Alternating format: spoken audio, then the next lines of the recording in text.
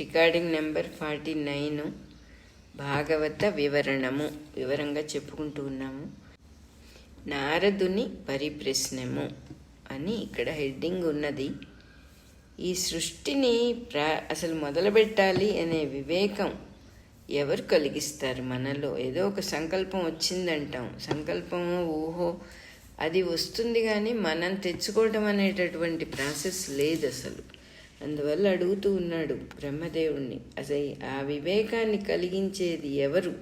లోపల అసలు నీకు సృష్టి చెయ్యాలి అనే వివేకం, ఆ సంకల్పం నీకు ఎట్లా వచ్చింది? అసలు ఏదైనా ఒకటి మొదలు పెట్టడమే గొప్ప సంపద, అస్తిత్వ సంపద అంటున్నారు ఇక్కడ. అంటే ఉండటము అనేటటువంటిది గొప్ప విషయం. కాబట్టి ఆ ఉండటం అనే దానికి అసలు ఆధారం ఏమిటి? అలా మొదలు పెట్టడానికి ఏమిటి కారణం? ఈ సృష్టి అంతా కూడా నిజంగా మనం గమనిస్తే సాలెగూడు ఎట్లయితే ఒక సిస్టమేటిక్గా ఒక పద్ధతిగా ఉంటుందో అలా అల్లుకోనున్నట్టుగా తెలుస్తుంది మనకి. ఇది ఎవరు దేనికోసం ఈ సృష్టి అంతా కూడా సాగించారు, ఎలా చేశారు? అసలు ఎప్పుడు ఏ భారము అనుకోకుండా నువ్వు ఈ సృష్టి అంతా ఎలా చేస్తున్నావు? నిరంతరం అంటే ఫర్ ఎవర్ ఆపకుండా ఎలా చేస్తున్నావు ఈ సృష్టిని? దానికి ఎలా పాజిబుల్ అసలు నువ్వు చేయగలగటం అనేది? అసలు నువ్వు నీ లైఫ్ ఏమిటో నాకు అర్థం కావట్లేదు అంటున్నాడు నారదుడు బ్రహ్మగారితో. నీ మనుగడ, నువ్వు ఎలా బతుకుతున్నావు, నీ మనుగడ ఏమిటి, నీ జీవితం అనేది ఏమిటి అనేది అర్థం చేసుకోవడానికి ఏమాత్రం వీలుగా లేదు అని బ్రహ్మగారితో చెప్తూ ఉన్నాడనమాట. సృష్టి సమస్తాన్ని గురించి కూడా ఈ ప్రశ్న నిజంగా మనకి వేసుకోవచ్చు. ఇదంతా ఎలా ఉన్నది, ఇదంతా ఎలా నిలుస్తోంది అనే ప్రశ్న మనకి నిజంగానే సమాధానాలు లేవు. అనుకోవటమే, ఏదో ఒకటి అనుకుని ఇది అయి ఉండాలి అనుకుంటున్నాం. కానీ అట్లాగే వ్యక్తిగతాలైన అస్తిత్వాలు కూడా అంతే. మనకి వ్యక్తిగతంగా మన పర్సనల్ విషయాలు కూడా చాలా విషయాలు ప్రశ్న వేస్తాం, కానీ ప్రశ్న వర్తిస్తుంది, కానీ ఆ ప్రశ్నకి సమాధానాలు లేవు. కాబట్టి ప్రశ్నించటంలోనే ప్రారంభం ఎట్లా ఉంది అని అడిగాడు, కానీ నీ ప్రారంభం ఏమిటి అని అడగలేదు బ్రహ్మగారిని అంటున్నారు ఇక్కడ. నీ సృష్టి ప్రారంభం ఎట్టిది, నీ ప్రారంభం ఎట్లాంటిది అని అడగల. అసలు ప్రారంభం అంటే ఏదైనా ఒక బిగినింగ్ అంటే ఏమిటి, ఏదైనా మొదలు పెట్టడం అంటే ఏమిటి అని ఈ ప్రశ్నకు అర్థం అన్నమాట. జీవుడి పుట్టుకకి ఎవరు కారణం? ఈ ప్రారంభానికి ఎవరు కారణం? ఒక జీవి పుట్టాలి, ఒక మనిషి పుట్టాలంటే ఎవరు కారణం అంటే తల్లిదండ్రులు అనిపిస్తుంది. వాళ్ళకి ఎవరు కారణం అంటే వాళ్ళ తల్లిదండ్రులు. అలా వెళ్ళిపోతూ ఉంటే వెనక్కి వెళ్ళగా వెళ్ళగా వెళ్ళగా ఏ సమాధానము రాదు. అలా సమాధానం లేని విషయం వచ్చేస్తుందంటే ఈ ప్రశ్నకు సమాధానం లేదు. నీ వ్యక్తి అస్తిత్వం అనేది తెలుసుకోవడానికి సాధ్యం కానిది. మన వ్యక్తిత్వం అనేది, మన అస్తిత్వం అనేది తెలుసుకోవటానికి సాధ్యం కానిది. బ్రహ్మగారిది కూడా అంతే, మంది కూడా అంతే. ఈ సృష్టి మొత్తానికి స్టార్టింగ్ పాయింట్ ఎవరంటే బ్రహ్మగారు. ఆయనకి సృష్టించాలి అనే సంకల్పం ఎట్లా వచ్చింది? అసలు ఎవరు కలిగించారు? అంతకుముందు సృష్టే లేకపోతే మొదలుపెట్టాలి అనే బ్రహ్మగారికి అసలు ఎలా వచ్చింది ఆలోచన? ఆరంభించటానికైనా కూడా ఏమీ లేనప్పుడు ఏదో ఒక సామగ్రి కావాలి. ఏదైనా ఒకటి మొదలు పెట్టాలంటే ఏ సామగ్రి లేకుండా ఆరంభించటం అనేది అసలు ఎలా జరిగింది అని అడుగుతూ ఉన్నాడు ఇక్కడ నారదుడు. వంట చేసుకోవాలంటే కొన్ని పదార్థాలు కావాలి, ఏదైనా వ్యాపారం చేయాలంటే కొన్ని పదార్థాలు కావాలి. ఇక్కడ ఏదీ లేదు, ఉన్నవాడివి నువ్వు ఒక్కడివే. ఎలా వస్తుంది అంటే బహుశా దీనికి కారణం సాలెపురుగు తనలో నుంచి, సాలీడ్ ఎలాగైతే తనలో నుంచి దారాన్ని తెచ్చి ఇల్లుగలాగా కడుతుందో, ఒక సిస్టమేటిక్గా ఎంత బ్యూటిఫుల్గా తన నోటి నుంచే దారాన్ని తెచ్చి అది ఒక సాలె గూడు కడుతుందో అదే అయి ఉండాలి. నువ్వు కూడా నీ లోపల నుంచే దాన్ని మొత్తాన్ని తెచ్చుండాలి, సృష్టి మొత్తాన్ని. అంతకంటే ఇంకొక సమాధానం లేదు. కాబట్టి ఒక బ్లూ ప్రింట్ లాగా మొత్తం ఉన్నదాన్ని, నీలో ఉన్నదాన్ని నువ్వు బయటికి తెచ్చావు. ఏమిటి దాన్ని అనుసరించి ఏం అల్లిక చేస్తూ ఉన్నావు నువ్వంటే లోకాల్ని పాలించే వాళ్ళని, లోకంలో ఉండేవాళ్ళని, అంతకుముందంతా చీకటే, ఏమీ లేదు, పెను చీకటి తప్ప ఏమీ లేని స్థితి నుంచి వెలుగుగా బయటికి తెచ్చావు నువ్వు ఈ సృష్టి మొత్తాన్ని. ఈ క్రమంగా ఓ పద్ధతిగా సిస్టమేటిక్గా వస్తూ ఉన్నదాన్నే ఈ సృష్టిని వైఖరి వాక్కు అని పోల్చి చెప్తారు అని అర్థం చేసుకుంటూ ఉన్నాడు నారదుల వారు. బాగుంది, కానీ ఎక్కడి నుంచి తీసుకొచ్చాడు? తనలోనికి ఎట్లా వచ్చింది? అది తనకు తట్టి ఉండవచ్చును అంటున్నారు. అంటే లోపల మనకు కొన్ని విషయాలు స్ఫురిస్తాయి. ఆ తట్టడం వేరు, మనం తట్టించుకోలేమే. పోనీ అంటే మరి ఎలా తట్టింది? తట్టిన తర్వాత దర్శనమిస్తుంది. తట్టిన తర్వాతే తెలుస్తుంది, ఓహో ఈ విషయం నాకు తట్టింది కదా, మనసులోకి వచ్చింది కదా. తట్టక ముందు ఉండదు. తట్టడం అనే ప్రాసెస్ మన చేతుల్లోది కాదు. తట్టించుకోగలమా మనం అంటే తట్టించుకోలేము. తట్టిన తర్వాతే తెలుస్తుంది. మరి తట్టించిన వాడెవడు? ఈ స్ఫురణని మనకు కలిగిస్తూ ఉన్నవాడెవడు? అట్లా తట్టించటానికి, అలా లోపల నుంచి రావటానికి, బ్రహ్మగారికి తట్టడానికి అతడు విధేయుడై, పైగా తట్టింది బ్రహ్మగారికి సృష్టి చేయాలి అనే ఆలోచన వచ్చింది. ఆయన ఆలోచనకి వినయంతో ఆలోచనని ఇంప్లిమెంట్ చేస్తున్నాడు కదా. అది ఎలా చేయగలుగుతున్నాడు? అలా చేసినందువల్ల ఏమిటి ప్రయోజనం ఆయనకి? దీని పరమార్థం ఏమిటి అసలు? ఏమిటి దీని గొప్ప అర్థం ఏమిటి అసలు? ఎంత తర్కించినా ఇది బోధపడే విషయం కాదు. ఎందుకంటే తర్కం కూడా దీనిలో భాగమే తప్ప తర్కానికి ఇది అందేది కాదు. ఎందుకంటే సమస్తము అక్కడి నుంచే వచ్చినప్పుడు తర్కం దానికి బియాండ్ కాదు కాబట్టి తర్కానికి అందదు, లాజిక్కి అందదు అని చెప్తూ ఉన్నాడు నారదుడు. నేను చూడగలిగినంత వరకు నువ్వే రాజువి అని చెప్పాడు బ్రహ్మదేవుడికి. నువ్వే రాజు అంటే రాజిల్లు వాడివి, ఉన్నవాడివి నువ్వు ఒక్కడివే. నీకన్నా సత్యమైన రాజిల్లుతూ ఉన్నవాడు ఇంకోటి నాకు కనపడట్లేదు, ఉన్నవాడివి నువ్వే. అట్లా అయితే మరి నువ్వు అంతటికీ నువ్వే రాజువా? నువ్వు గనక రాజువైతే నీకే లాభం కావాలని సృష్టి అంతా చేస్తున్నావు? నువ్వు సృష్టించిన ఈ చేతనముల గుంపులు, చేతనములు అంటే అంతా ఎక్కడ చూసినా లైఫ్ ఫోర్స్ ఫుల్గా ఉంటుంది. ఈ లైఫ్ ఫోర్స్ గుంపులుగా ఉన్నదే, ఈ లైఫ్ ఫోర్స్ అంతా కూడా, ఈ చైతన్యం అంతా కూడా, ఈ చైతన్యం తాలూకు గుంపులన్నీ కూడా ఏమిటి? ఎందుకు పుడుతున్నారు వీళ్ళందరూ కూడా? ఎందులో ఎక్కడికి వెళ్తున్నారు? ఎక్కడ ఉంటున్నారు? ఎందులో లీనమైపోతున్నారు? నిజంగా చెప్పు నాయనా అని అడుగుతూ ఉన్నాడు. రాజు అంటే పరిపాలకుడనే కాకుండా రాజిల్లేవాడు, అంటే వెలిగేవాడు, సృష్టిగా ప్రకాశిస్తూ ఉన్నటువంటి వాడు అని అర్థం. బ్రహ్మగారే రాజైతే అతడు సృష్టి చేసినా చేయకపోయినా బంధన ఉండదు ఆయనకి. అట్లాంటప్పుడు ఒక వృత్తి ధర్మాన్ని చేస్తున్నట్టుగా ఏదో ఎవరో చెప్పిన పని ఒక కర్తవ్యంలాగా ఎందుకు చేస్తున్నాడు ఆయన అని ప్రశ్న వస్తోంది ఇక్కడ. ఇది కంటిన్యూస్గా ఆపకుండా చేస్తూ ఉన్నాడు కదా, ఒక డ్యూటీలాగా చేస్తూ ఉన్నాడు కదా. పోనీ ఏదన్నా లాభం కానీ ప్రయోజనం కానీ ఉందా అనుకుంటే ఆ లాభం ఆ ప్రయోజనం కూడా తనే సృష్టించాలి. ఏవీ లేవు ఇక్కడ, మొత్తం పెను చీకటిగానే ఉంది. అటువంటి పరిస్థితుల్లో సృష్టిస్తూ ఉన్నాడు ఆయన. ఆ సృష్టిలో ఏదైనా ఒక ప్రయోజనం, ఒక లాభం, ఒక మంచి, ఒక చెడు ఉండాలంటే అన్నీ తానే సృష్టించుకోవాలి కదా అని అడుగుతున్నాడు నారదుడు. బ్రహ్మ సమస్త చేతన స్వరూపుడు. బ్రహ్మగారు ఏమిటంటే చైతన్యమే స్వరూపంగా గలవాడు. జీవులేమో చేతనముల సమూహములు, అంటే గుంపులుగా ఉన్న చైతన్యం తాలూకు సమూహాలు, గుంపులు.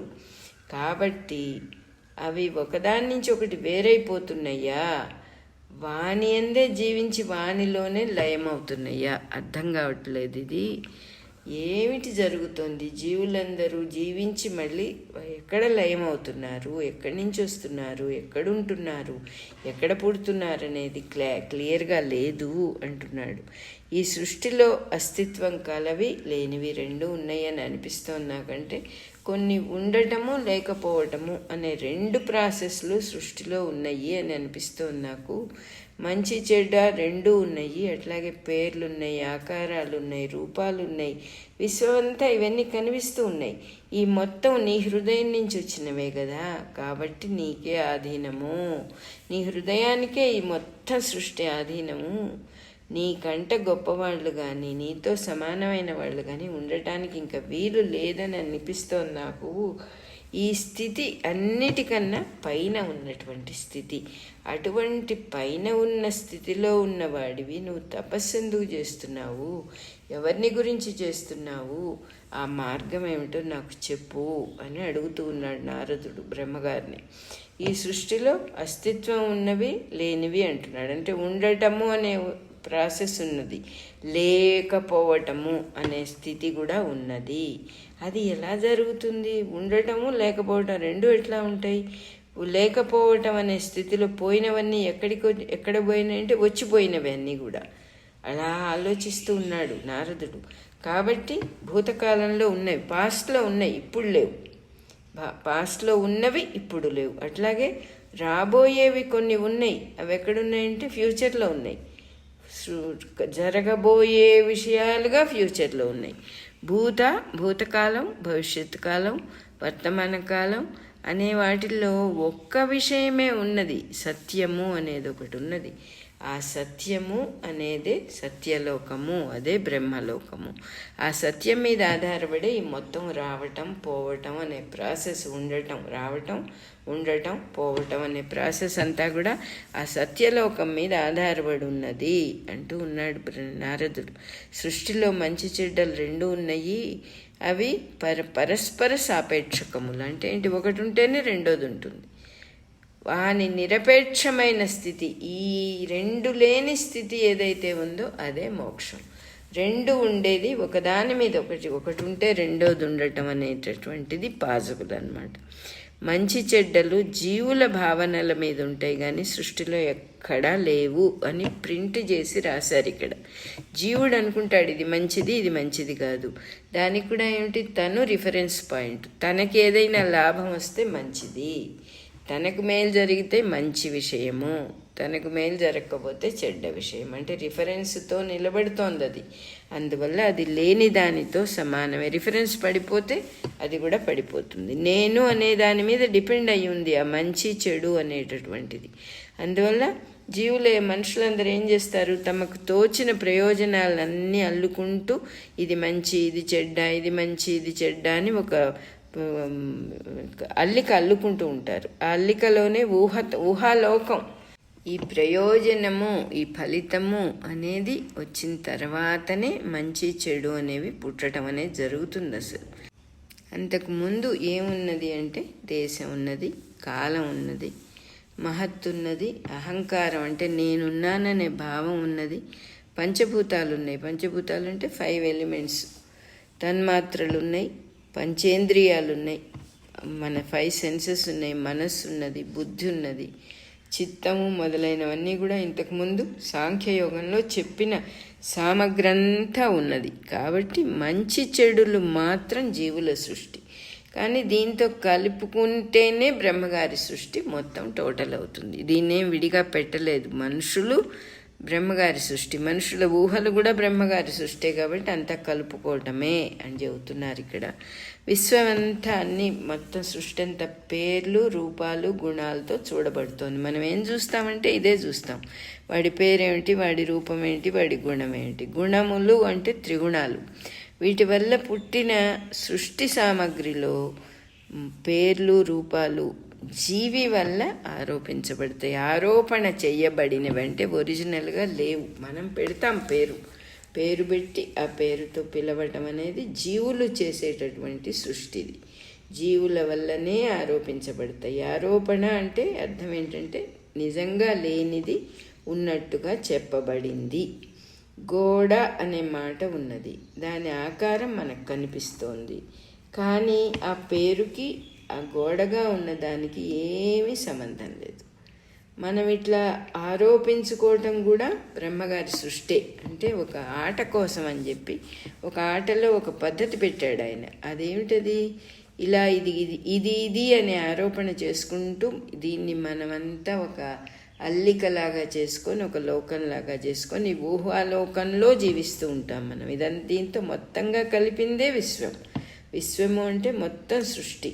విశ్వము అనే మాటకు అర్థం ఏంటంటే వి ప్లస్ స్వ అంటే వికారము. వికారం అంటే మార్పు చెందుతూ ఉంటుంది, వివిధత్వము, వెరైటీ, ప్రతి క్షణం మార్పు కలది అని అర్థం. మారిపోతూనే ఉంటుంది ఇది, అది దాని లక్షణం. దాన్ని విశ్వము అంటారనమాట. ఇంకా చెబుతూ ఉన్నాడు నారదుడు, నీకు పైన ప్రభు ఇంకోడు ఉంటే ఈ బ్రహ్మాండం అంతా కూడా వాని లీలలుగా కడగంటి చూపుల నుండి పుట్టి ఉండవలెను.